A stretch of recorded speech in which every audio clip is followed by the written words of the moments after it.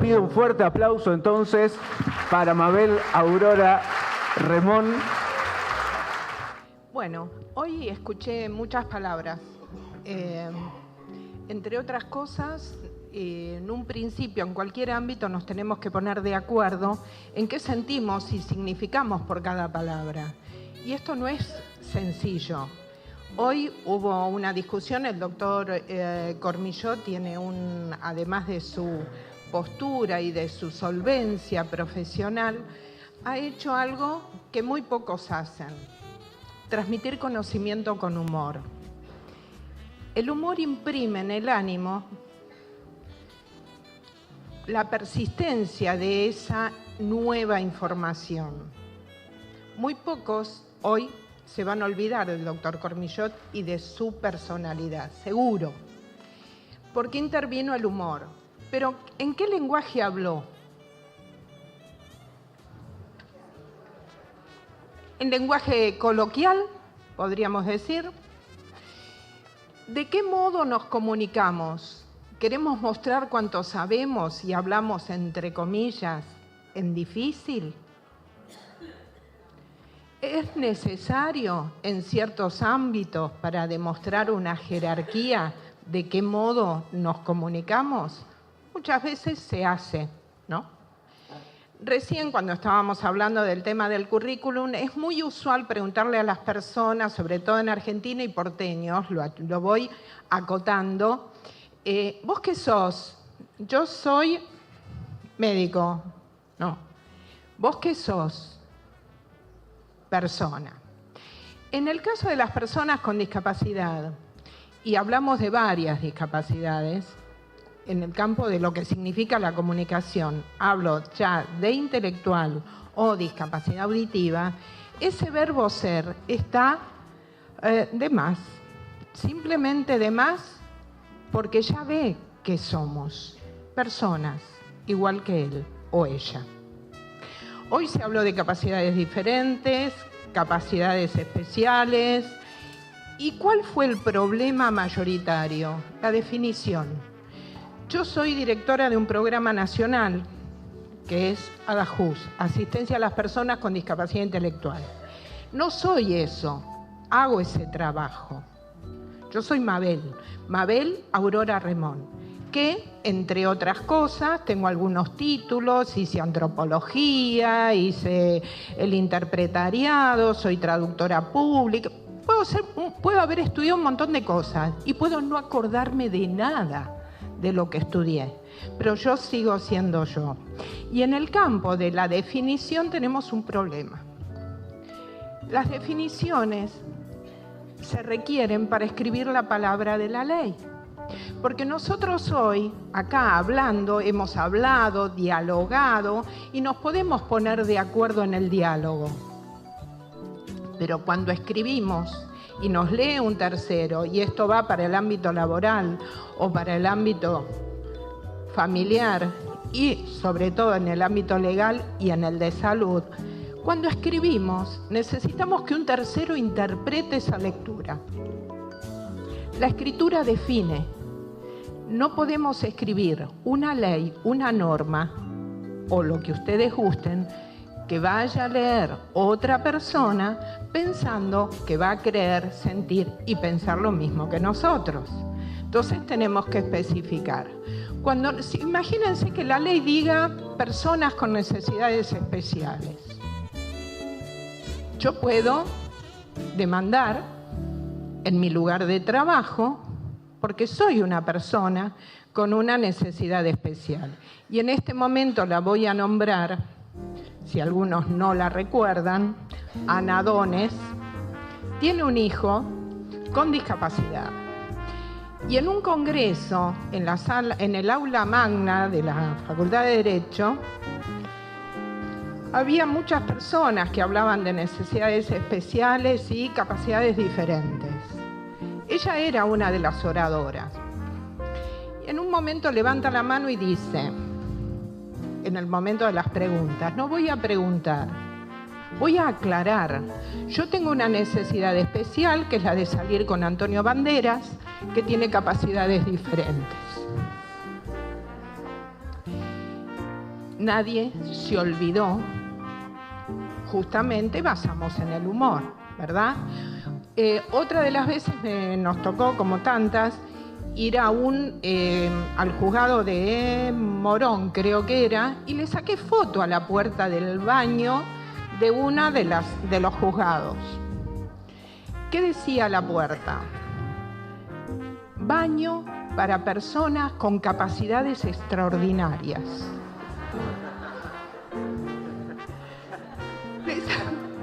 Sí, aunque les parezca mentira, le saqué foto y la uso en las capacitaciones. Baño para personas con capacidades extraordinarias. Y dije, qué bárbaro, son unos genios. Y como fui con otra compañera abogada, que tiene discapacidad motriz de miembros superiores, nos sentamos para ver qué hombre entraba con capacidades extraordinarias. No entró nadie. O sea que nadie tenía capacidad, era un problema para nosotras también. Pero al margen de eso, fíjense cómo tienen miedo.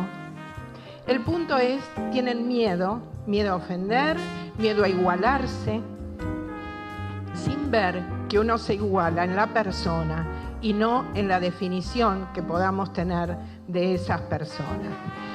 Hoy se preguntó qué es discapacidad. ¿Qué dice la Convención que es discapacidad? Es un concepto, dice la Convención. Es un concepto que evoluciona. Hoy lo que hoy es discapacidad, mañana puede no serlo.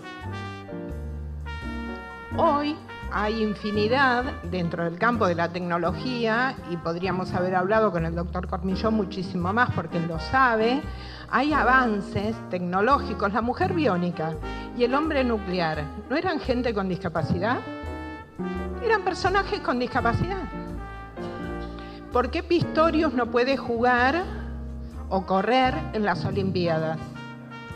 Porque tiene una ventaja. No puede correr ni con personas con discapacidad ni sin discapacidad.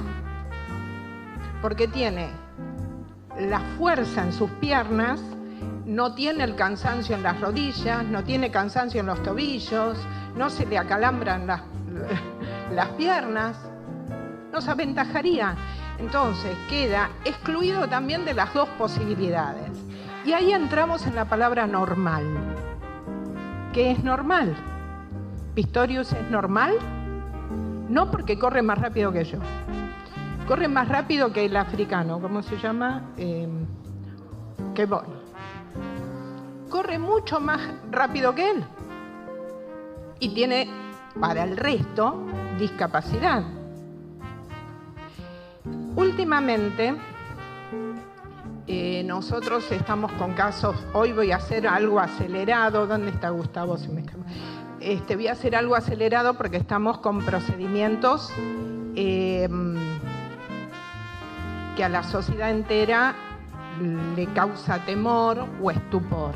Las personas con discapacidad, siempre digo, en primer lugar son personas, en segundo, con alguna discapacidad, y la Convención dice discapacidad es deficiencia más barrera. Si no hay barrera, no hay discapacidad, hay una deficiencia.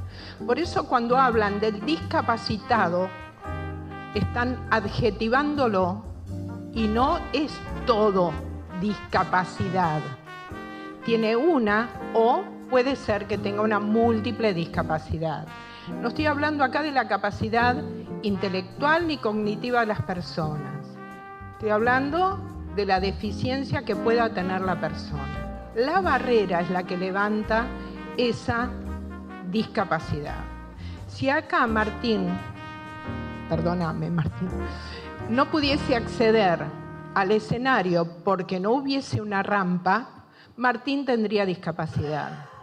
Martín en este momento tiene una deficiencia, accedió hasta acá, llega, es un funcionario, va a hablar, no tiene barreras, tiene una deficiencia. Si yo digo que él es un discapacitado, estoy hablando de que él todo es tiene barreras, y las barreras son sociales, basadas en que yo tenía una profesora hace muchos años una profesora en antropología social, que me decía, mira Mabel, rasca la pared y siempre vas a encontrar que hay un tema económico detrás. La industria no va a fabricar para una mínima porción de gente elementos para que les permita acceder a todos los ámbitos. Y esto es un tema económico, pero la evolución de la tecnología también nos permite. Hoy hay muchos papás que con impresora 3D han fabricado dispositivos para mejorar la vida de sus hijos. O sea, nunca hemos parado de crecer. Volvemos. La convención es lo que mejor define, un concepto que evoluciona. En el preámbulo dice, reconociendo que la discapacidad es un concepto que evoluciona, como recién lo dijimos, que resulta de la interacción entre las personas con deficiencia y las barreras debidas a la actitud y el entorno.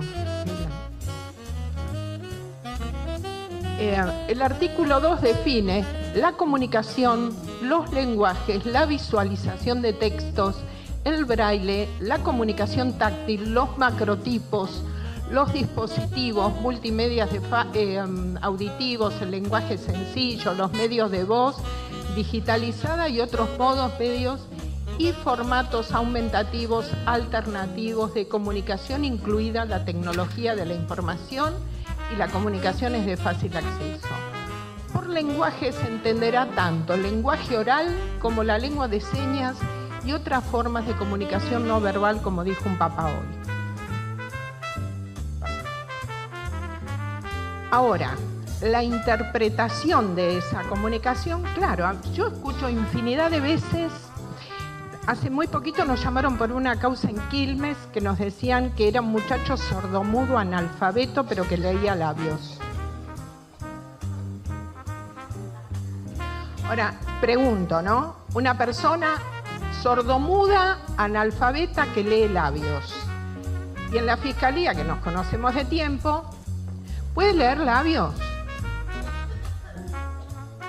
Pregunto, ¿puede leer labios un analfabeto?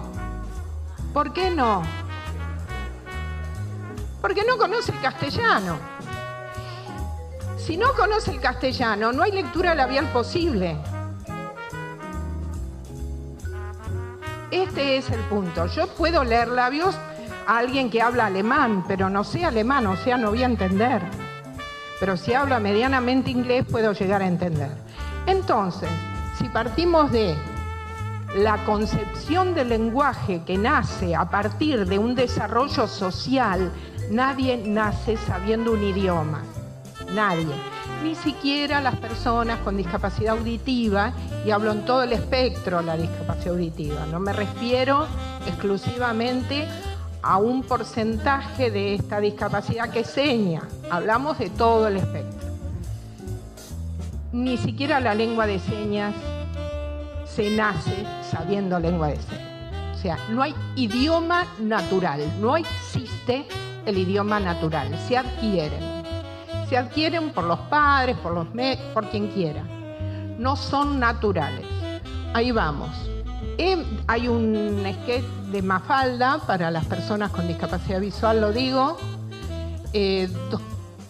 Dos tiras. Emma se asoma, ve la mesa de la sala. Evidentemente Mafalda está escribiendo la tarea de primer grado. En el segundo cuadrito dice, mamá, la sala, ¿qué pieza viene a ser? La madre, en off, contesta, el living. Ah, ¿por qué demonios no escribirán estos libros en castellano? Claro, ¿cuándo escuchó sala, Mafalda? Jamás. Nuestros hijos, sobrinos, los míos no, porque ya son grandes, gracias al cielo han crecido y ya no dependen de uno, pero los más pequeños no hablan de pastel hoy, en lugar de torta, y hablan de tú y de yo. Bueno, esta modificación que sí ingresa a través de los medios de comunicación, ¿qué perspectiva tiene ese niño de adaptar nuestro lenguaje en casa o el lenguaje televisivo? ¿Qué lenguaje o qué idioma adquiere una persona con discapacidad intelectual o con discapacidad auditiva en un entorno en el cual se le priva de un living? Y que tal vez ellos hablen de sala, porque solo lo adquieren a través de un solo medio de comunicación. Eso se traslada a su adultez. Y ya de adultos, algunos trabajan. Y en los medios laborales, ¿de qué modo le hablamos? ¿Cuál es la diferencia entre discapacidad o persona con discapacidad y persona sin discapacidad? Y también de los pueblos originarios, porque me ha tocado trabajar con ellos. En el campo de los pueblos originarios y las personas con discapacidad, la diferencia es tiempo. Tiempo. Se necesita más tiempo, no otra cosa. Y esto es lo que la gran mayoría hoy, como dijo el doctor con el tema del auto, que fue una aclaración maravillosa, que hace muchos años el auto tenía como máximo 120 kilómetros por hora, hoy llegan a 240, pero el que regula es el Estado. ¿Quién regula la comunicación en un ámbito laboral? ¿Quién regula la comunicación en un ámbito escolar? ¿Quién dice que tenemos que llegar todos a las mismas metas? Nos tenemos que hacer más preguntas en lugar de afirmaciones. En lugar de decir no puede. La pregunta es, una vez una directora de educación especial me dijo, mira, nena, yo lo único que sé, tal cual, lo único que sé es que los sordos nunca aprenden a leer y escribir. Castellano, ¿no? Yo le dije, ¿nunca te preguntaste por qué? En lugar de afirmar, es preguntarse, ¿por qué? ¿Estaré yo equivocada en el método? Esa es la situación principal, preguntarse, no pensar que todo lo demás es como yo digo que debe ser. Paso esta última, una diapositiva más, y no sé si me avisas vos. No, volvé la anterior que quiero lo demás. Y en el tema de la capacidad amplia y de poder interpretar, la persona con discapacidad también tiene derecho a equivocarse. ¿Por qué no se puede equivocar? Muchos me dijeron, no, porque ya bastante con lo que le pasa. ¿Qué le pasa? Los demás no lo entienden. No le pasa a él. Él sufre ese no entendimiento, es un ida y vuelta. Acá es Libertad, otro personaje de Mafalda, que lee un cartel que dice prohibido pisar el césped. Se va, vuelve la mirada, vuelve sobre sus pasos, vuelve hasta el cartel y mira, lo pisa el césped y se va. Maldita las ganas que tenía de pisarlo, pero me enferma que me estén diciendo que no haga lo que ya sé que no debo hacer. Nos pasa a nosotros todos los días, con nuestros compañeros de trabajo. Gracias. Y a las personas con discapacidad también, porque simplemente son personas. En gran medida se ha pensado que las personas con discapacidad, pasala, porque lo dije tan rápido que no, ya lo dije, que las personas con discapacidad,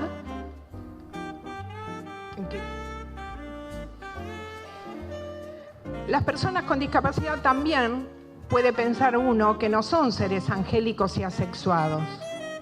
También cometen delitos.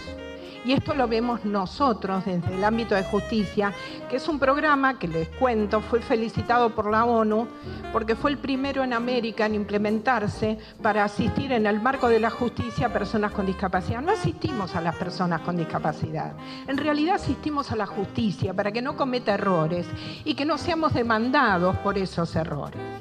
Esta es la realidad, porque lo que nosotros hacemos es la adecuación del procedimiento. Hay errores de procedimiento de principio a fin, en general. Recién ahora se están tomando en cuenta. Y acá vamos a hacer un ejercicio de desprendimiento. Y una diapositiva más y termino. Listo. Estoy así. Tengo un allanamiento ahora, por eso, perdón. Sí, de verdad. De verdad. Es una esposa, acá la violencia de género es al revés. Es la esposa que lo quiere matar a él. No, todavía no sabemos por qué y si tiene razón de ser. Su instinto homicida. El anterior y después sí.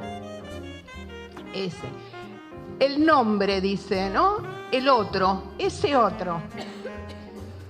En el primer renglón dice Aymara, Huáscar, Cantuta, Amílcar, Berta. ¿Qué nombre les parece? ¿De qué origen?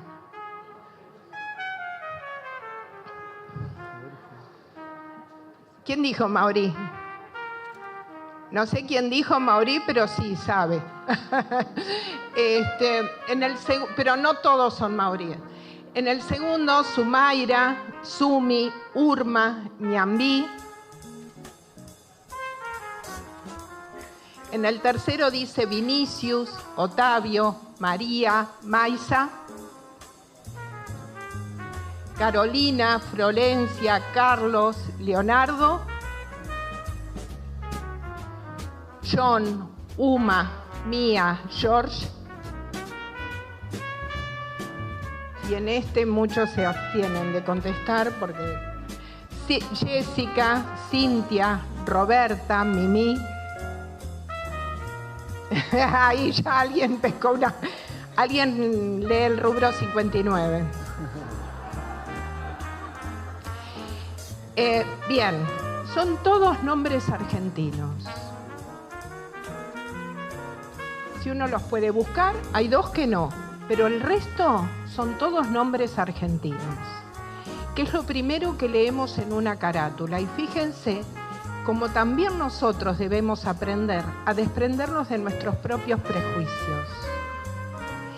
En el caso de leer una carátula, inmediatamente por el apellido inferimos, no, este es español, este es inglés, este es paraguayo, este es uruguayo porque se llama Washington. Tenemos esa, ¿no? Mirada. Imagínense un abogado que está leyendo una carátula sin conocer a la persona.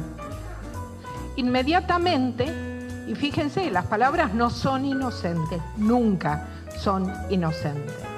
Más allá de a quién tenemos que leer para poder comprender esto, el punto es, ¿de qué modo ejercito yo para poder salirme de este conocimiento que ya tengo ahora a partir de esto, de que tengo capacidad para ser prejuicioso? Ahora sí, la otra.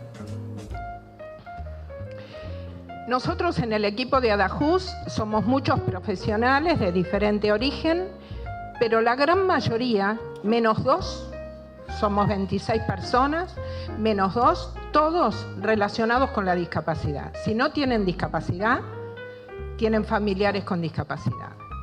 Somos muchos, digamos, ahora todos profesionales, incluso con discapacidad intelectual, que es nuestro cadete, y además nuestro data entry y un perfecto hacedor de páginas Excel. Maravilloso para nosotros. Claro, hay algunas limitaciones, sí. Por ejemplo, le pedí que me baje un video de YouTube y me dijo no se puede, es ilegal. Y no le importa que se lo diga la jefa o quien se lo diga, es ilegal y se terminó. Y tiene razón.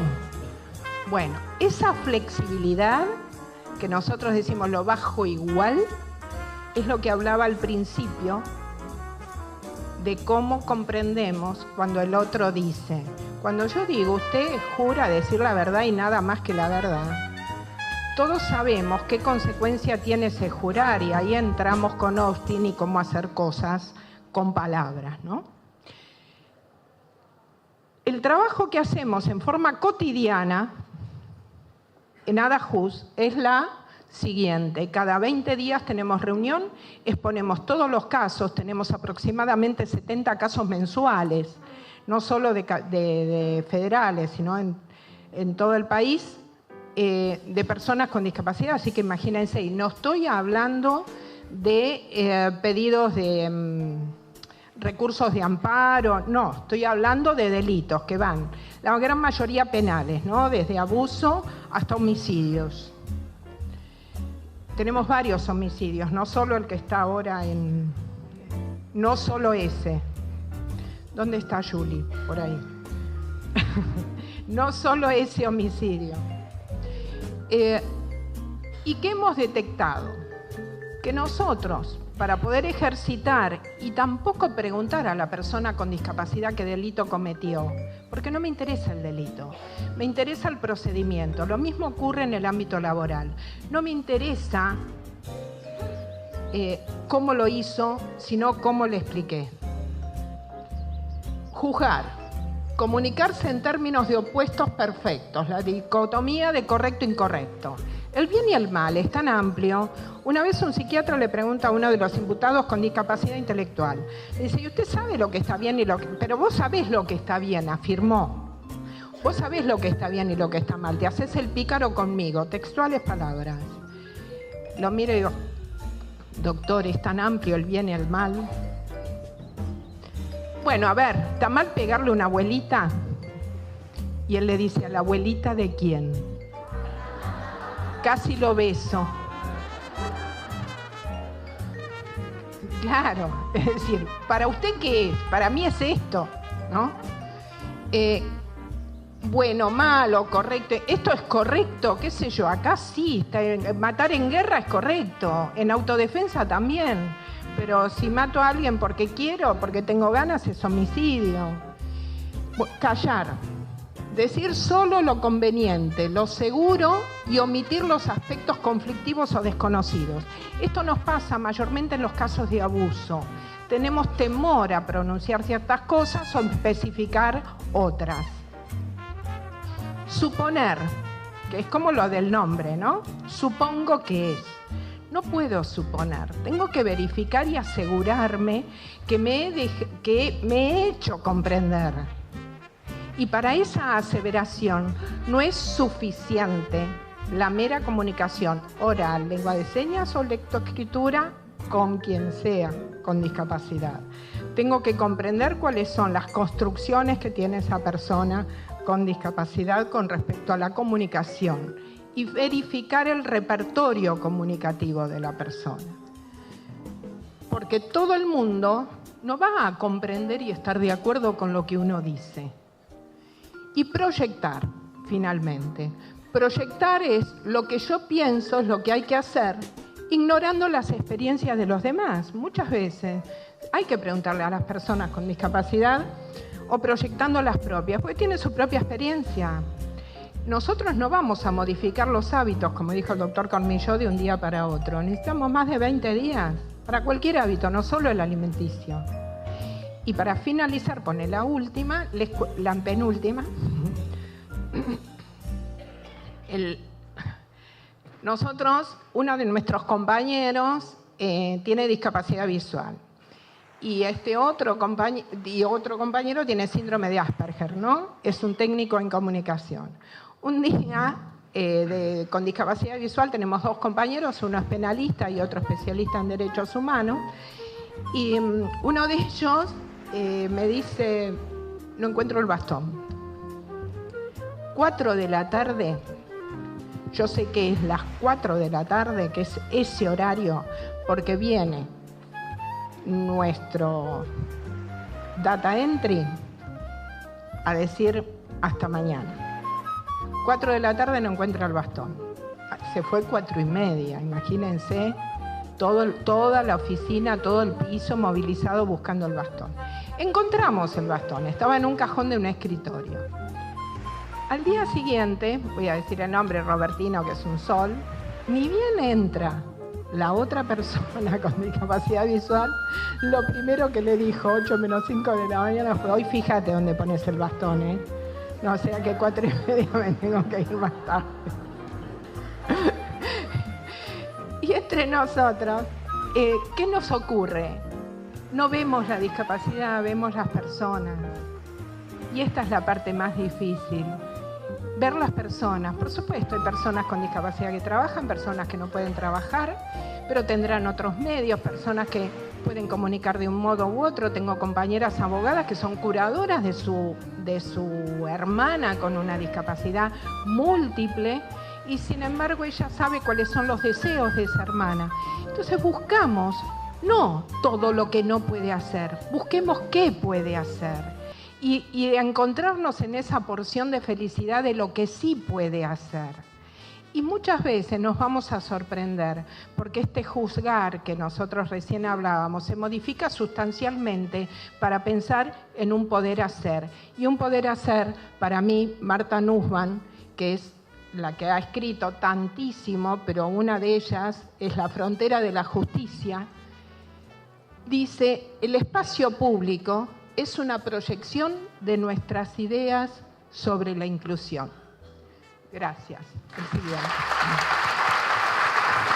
Muy bien, fuerte el aplauso para una persona que nos habló de cómo nos comunicamos en el ámbito laboral con un currículum extensísimo, pero ella se llama Mabel Aurora Repom.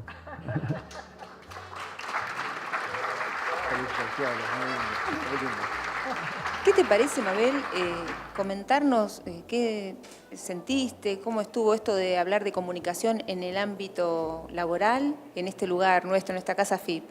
Bueno, esta casa es siempre una excelente receptora de todo lo que es las demandas de las personas con discapacidad en la inclusión del ámbito laboral. Y dentro de esa demanda, uno de los puntos es la comunicación, pero no estoy hablando exclusivamente de comunicación para personas con discapacidad auditiva, sino que hablamos de la comunicación para todo tipo de personas, que hasta incluso se pueden hablar de personas sin discapacidad. Esta comunicación tiene que ser clara, generalmente de nuestros jefes hacia nosotros, para que nosotros podamos cumplimentar una tarea específica. Hablando de discapacidad, siempre se presupone que se entiende lo que hablamos y cómo lo expresamos, y eso es una presunción. Por eso, uno de los ejercicios fundamentales es la reflexión de cómo comunico lo que quiero comunicar. Perfecto, nos quedó muy claro y te agradezco mucho por tus conceptos. No, a ustedes por este evento anual, que es una maravilla porque llega a todos lados y en todas las regiones pueden ver qué se trabaja desde aquí, desde AEFIP. Gracias, Mabel.